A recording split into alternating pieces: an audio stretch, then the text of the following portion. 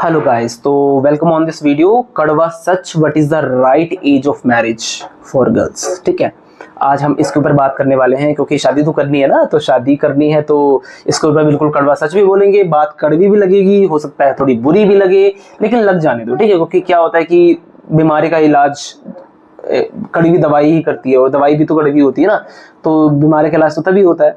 तो उसी तरीके से अगर कोई प्रॉब्लम है लाइफ में शादी को लेकर, तो उस पर कड़वी बात ही, स्ट्रेट फॉरवर्ड अगर बात की जाए तो ज्यादा अच्छी होती है, वो आपके लिए बेनिफिशियल है।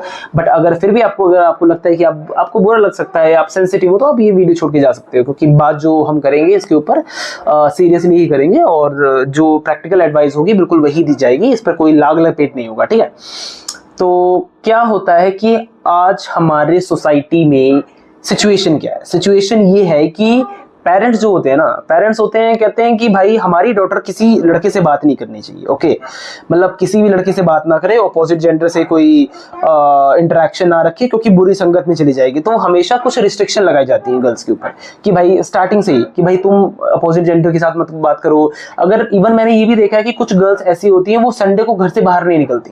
क्यों नहीं निकलती? क्योंकि पेरेंट्स को जवाब देना पड़ेगा कि तुम किससे मिलने जा रहे हो, कहाँ मिलने जा रहे हो, कब तक आओगे, शाम को जल्दी घर में वापस आना है। ठीक है, तो इस तरह की चीजें होती हैं, और धीरे धीरे करते करते फिर गर्ल्स की शादी की भी एज होती है, गर्ल्स का ग्रेजुएशन हो जाता है। उसके बाद फिर पेरेंट्स को टेंशन होती है गर्ल्स की शादी की, कि अपनी डॉटर की शादी भी तो करनी है।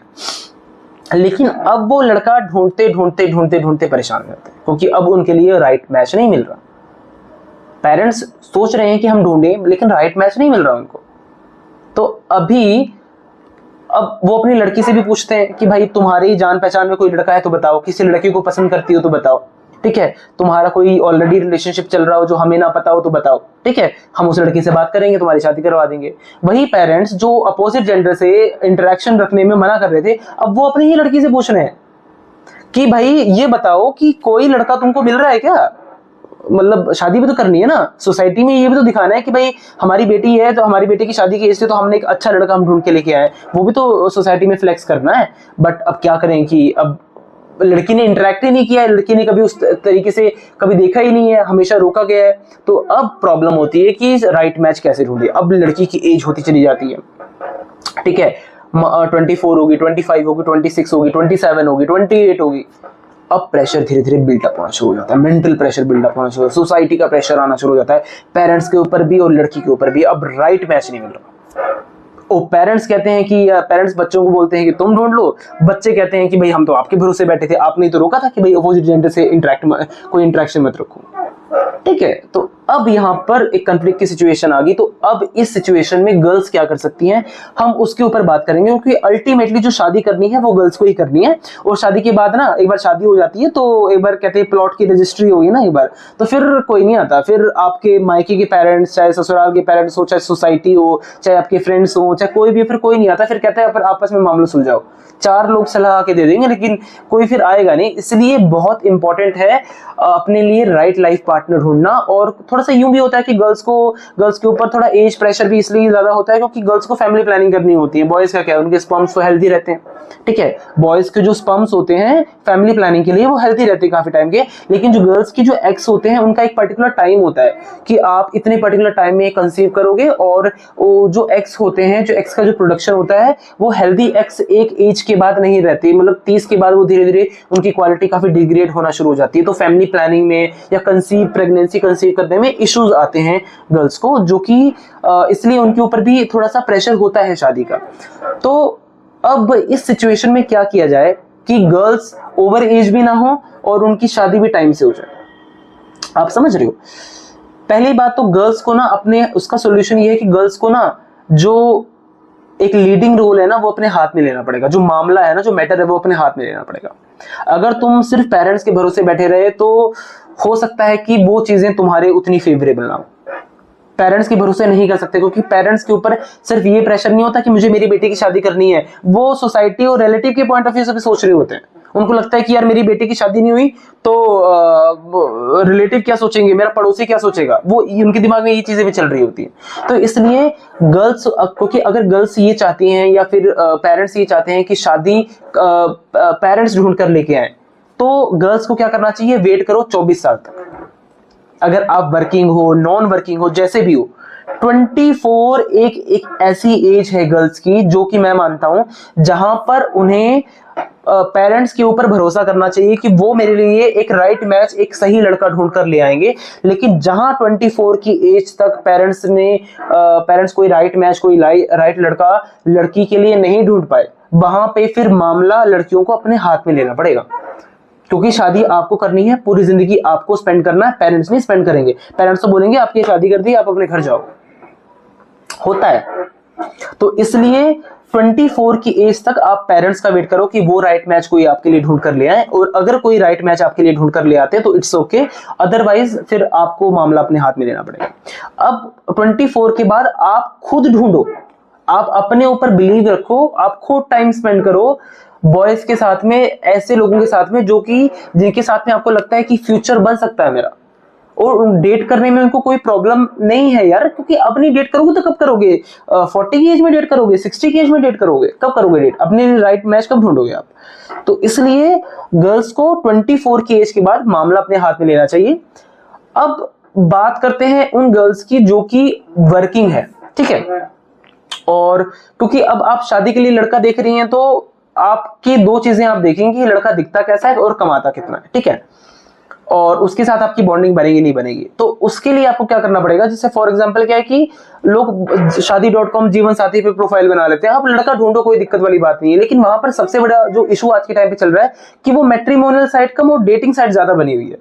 मतलब अगर किसी लड़के को गर्लफ्रेंड चाहिए ना, तो वो बम्बल पे भले ही उसको गर्लफ्रेंड मिले ना मिले, लेकिन आपको जीवन साथी हो शादी.com पे जरूर मिल जाएगी, क्योंकि वहां पे इंटरेक्शन होता है, वहां पे लोग रिप्लाई करते हैं एक दूसरे का, फिर कहते हैं चल ठीक है यार, तेरे अंदर मेरे को ऐसे इंटरेस्ट था, मेरे को तेरे से इंटरेक्शन है, अट्रैक्शन है, और चलो ठीक है। लड़की को भी लगता है चलो ठीक है यार, अभी तो मेरी शादी को मेरे को टाइम पड़ा हुआ है, मैं 25 की तो हूँ, तो 2 साल रह लूंगी रिलेशनशिप में, क्या जाता है, कोई बात नहीं, ठीक है। उसको भी टाइम पास चाहिए, मेरे को टाइम पास चाहिए, आ जाती है रिलेशनशिप में। ये चीजें हो रही है ज्यादा, कोई एक दूसरे पर टिक के रहना नहीं चाहता। और दूसरा सबसे बड़ा इशू ये है कि ऑप्शंस इतने ज्यादा हैं कि आप एक के साथ रुककर टाइम स्पेंड कर ही नहीं पा रहे कि ये मेरे लिए लाइफ के लिए मेरे ठीक है कि नहीं है। ये भी एक बहुत बड़ा इशू है अपने आप में।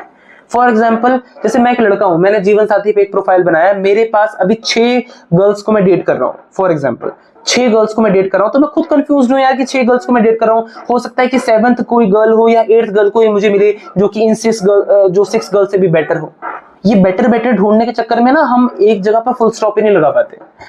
और ये मैं बॉयज के केस में ये 5-6 है नंबर, गर्ल्स के केस में ये 50-60 है नंबर।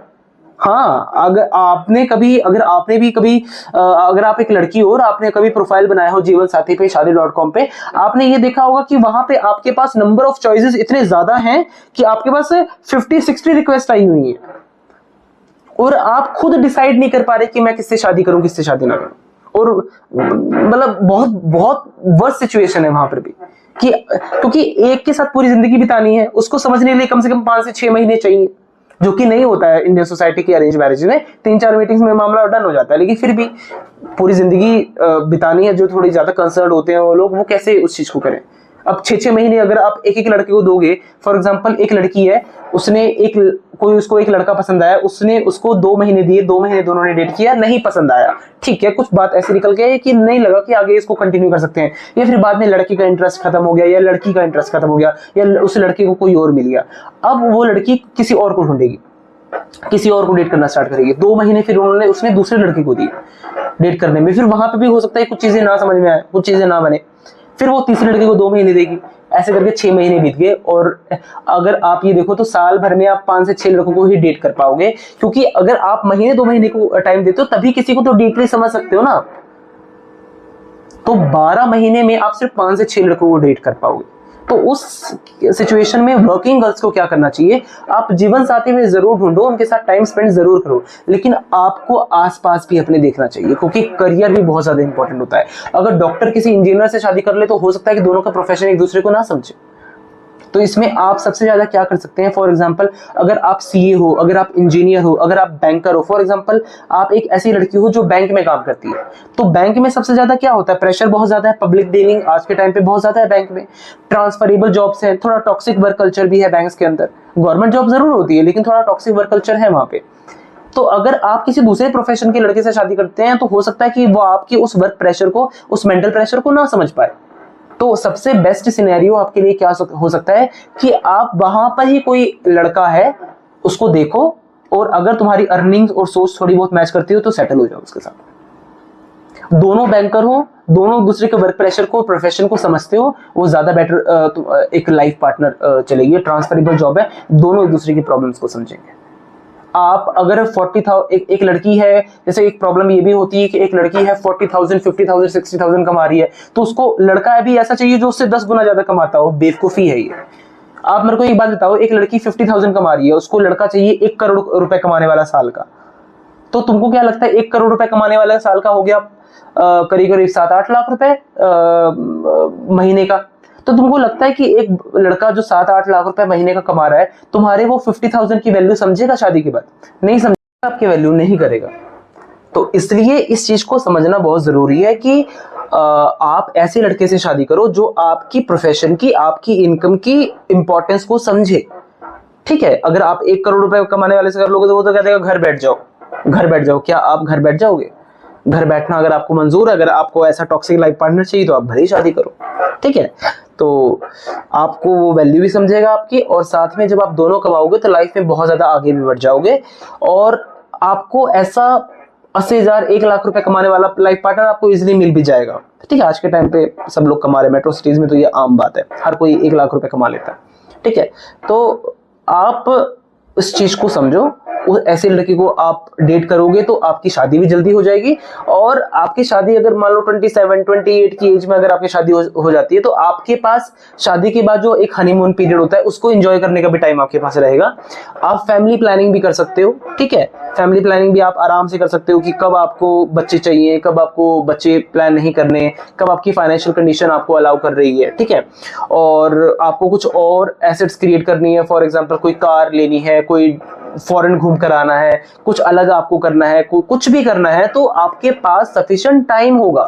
लेकिन अगर आप उस चीज को बहुत ज्यादा लेट कर दोगे शादी को लेकर, तो फिर आपके ऊपर एक प्रेशर बिल्डअप हो जाएगा कि भाई अब तो बच्चे भी करने, भाई टाइम निकला जा रहा है। ठीक है, तो फिर आप अपनी मैरिड लाइफ का भी एंजॉय करोगे।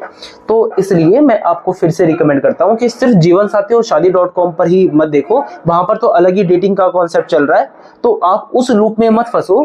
एक सही लाइफ पार्टनर अपने लिए आप वहां पर भी ढूंढो। लेकिन अगर आपको वहां से रिजल्ट्स नहीं आ रहे हैं और पेरेंट्स भी 24 तक उन्होंने हाथ जोड़ लिए हैं कि आप कुछ बताओ, तो गर्ल्स अपने हाथ में मामला लें और आसपास जहां पे अपने रहते हैं देखना शुरू करें, स्पेशली अपने वर्क प्लेस पे। फॉर एग्जांपल अगर बैंकर है, अगर वो बैंक में काम करता है, तो वहां पर और भी बॉयज ऐसे काम कर रहे होंगे जो कि बैंक में काम कर रहे हैं, तो वहां पर आपस में एक दूसरे को डेट करो, बात करो एक दूसरे से, और अगर सोच मिलती है, चीजें मिलती हैं, तो शादी कर लो आप। ठीक है, सेटल हो जाओ उसके साथ में। ये चीज सबसे बेस्ट सिनेरियो, क्योंकि सेम प्रोफेशन एक दूसरे को भी समझेगा। बैंकर है तो सबसे बेस्ट है कि वो बैंकर से शादी कर ले। डॉक्टर है तो बेसिकली वो डॉक्टर को ही ढूंढता है, वो इसलिए ढूंढता है ताकि आपस में ट्यूनिंग और बॉन्डिंग अच्छी रहेगी, अंडरस्टैंडिंग अच्छी रहेगी। एयरलाइंस में तो एयर होस्टेस ज्यादातर पायलट के साथ में ही सेटल हो जाती हैं, शादी कर लेती हैं। क्यों? क्योंकि वो ज्यादातर एक साथ फ्लाइट में काफी टाइम वो साथ में टाइम स्पेंड करते हैं, तो दोनों की एक दूसरे से काफी अटैचमेंट हो जाती है, और ये डिसीजन भी ठीक है, दोनों एक दूसरे की प्रॉब्लम्स को समझेंगे भी। तो उसी तरीके से अगर सीए है तो सीए से शादी कर ले अगर मैच मिल रहा है तो, अदरवाइज सीए में भी चल सकता है। ठीक है, अगर चीजें उस हिसाब से बन रही हैं। इंजीनियर तो इंजीनियर से शादी कर ले, कोई गवर्नमेंट जॉब वाला है तो गवर्नमेंट जॉब में शादी कर ले। ठीक है, तो इस चीज को समझो ताकि आपके पास एक अच्छी लाइफ जीने का आपके पास एक टाइम हो, और आप उस चीज में आगे जाके एक्सेल कर पाए, सोच पाए, और एक अच्छा ब्यूटीफुल रिलेशन और हेल्थी रिलेशनशिप क्रिएट कर पाए। ठीक है, क्योंकि आपको सिर्फ जीवन साथी या शादी.com पे या पेरेंट्स पे डिपेंड होने की जरूरत नहीं है, आपको अप्रोच करना पड़ेगा। कुछ गर्ल्स तो अप्रोच ही नहीं करती, कहती कि भाई अप्रोच तो लड़का करता है। अरे अब टाइम बदल गया है, आपको भी शादी करनी है ना, आपको भी तो पार्टनर चाहिए। फॉर एग्जांपल मैं लड़की हूं, मेरे को एक लड़का पसंद है, मैं लड़की हूं, लेकिन मैं उसको जाके उसको बोलूंगी नहीं, उसको मैं अप्रोच करूंगी नहीं। क्यों? क्योंकि मेरी रिस्पेक्ट कम हो जाएगी। ऐसे नहीं होता, बॉयज ऐसे टाइम पे, आज के टाइम पे ऐसा नहीं सोचते। अप्रोच करो, थोड़ा एक्सट्रोवर्ट बनो, समझ रहे हो? हमारा रिलेशनशिप है, अपना रिलेशनशिप है, अपना घर बनेगा उससे। डेटिंग के लिए कर रहे हो, कोई और पर्पस है, किसी को अप्रोच करने का, देखो उसके बारे में बात नहीं करता मैं, उसके बारे में कोई सेपरेट वीडियो में बात करेंगे, बट यहाँ पर इस चीज में आपको करना पड़ेगा और ये अल्टीमेटली आपको बहुत फायदा देने वाला है। ठीक है, तो कैसी लगी आपको मेरी वीडियो मुझे जरूर बताना कमेंट सेक्शन में, आप कमेंट करना अगर आप मेरी किसी बात से अग्री करते हो या डिसअग्री करते हो, क्योंकि कमेंट सेक्शन में भी अगर आप अपनी बातें लिखेंगे, अपनी स्टोरी शेयर करोगे तो बहुत सारे लोग उस चीज को पढ़कर सीखेंगे वहां से आपकी लाइफ एक्सपीरियंस से। और अगर आपकी कोई प्रॉब्लम है तो वो भी आप कमेंट सेक्शन में डालो, क्योंकि उसके ऊपर मैं कोई सेपरेट वीडियो बना दूंगा कि अगर कोई आपकी प्रॉब्लम मुझे जेन्युइन लगी, जिस पर जो कि एक वाइड ऑडियंस के साथ में वो प्रॉब्लम है, तो उसके ऊपर भी मैं एक अलग से वीडियो बना दूंगा। और चैनल को लाइक शेयर और सब्सक्राइब करना मत भूलना, क्योंकि नया चैनल है बट कंटेंट काफी ज्यादा रिच है इस चीज में। तो आप अगर सब्सक्राइब करोगे तो मेरी कोई भी वीडियो होगी तो वो आप तक बहुत जल्दी पहुंच जाएगी। और चैनल को अगर आप लाइक और कमेंट करोगे तो मेरे को यूट्यूब का एल्गोरिदम भी सपोर्ट करेगा, क्योंकि चैनल ये अच्छी चीजों पे बना है, तो वो डेफिनेटली आपको और आपके पार्टनर को या आपके रिलेशनशिप को बहुत ब्यूटीफुल बनाने वाला है। तो thank you so much for your time, I will see you in the next video. So तब तक के लिए stay tuned with me and thank you, bye bye.